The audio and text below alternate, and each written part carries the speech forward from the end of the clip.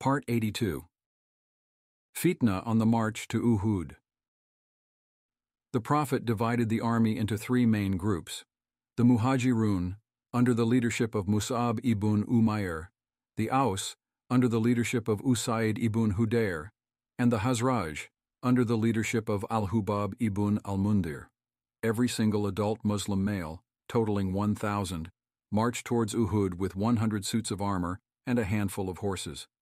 Contrary to popular belief, Uhud was not a single mountain, but rather a collection of mountains spanning one whole mile. The Prophet chose Uhud as the battlefield, as it served as a natural shield from multiple directions.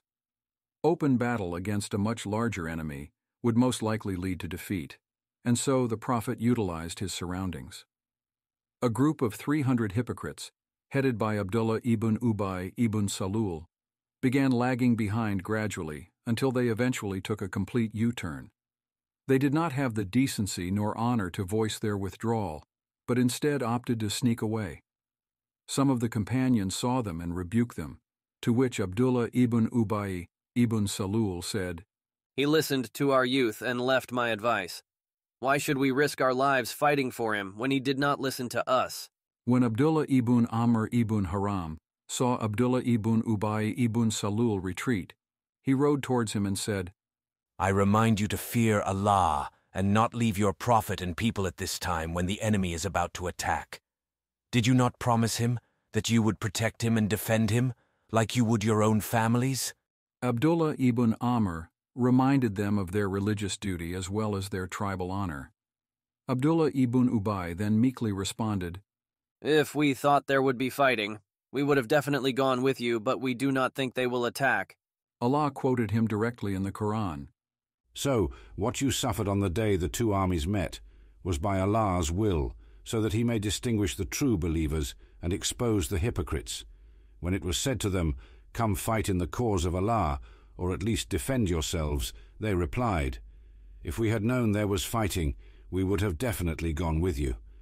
They were closer to disbelief than belief on that day, for saying with their mouths what was not in their hearts, 'Allah is all-knowing of what they hide.'" Surah 3, verses 166 to 167. One of the benefits of Uhud was the exposure of the hypocrites and how sinister and detrimental they truly were.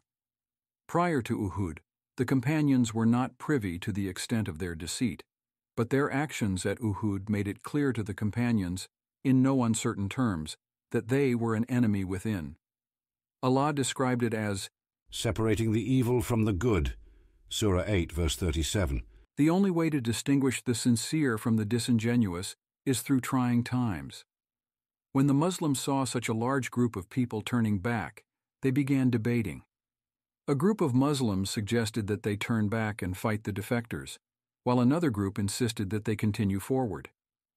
Even though this argument was for the sake of Islam, Allah still gently reprimanded them, saying, "Why are you believers divided into two groups regarding the hypocrites, while Allah allowed them to regress to disbelief because of their misdeeds? Do you wish to guide those left by Allah to stray? And whoever Allah leaves to stray, you will never find for them a way." Surah 4, verse 88. Another consequence of the withdrawal was that some auxiliary tribes began to falter, hesitating in their position. The Banu Haritha from the Aus and the Banu Salama from the Hazraj almost withdrew, but eventually decided to stay.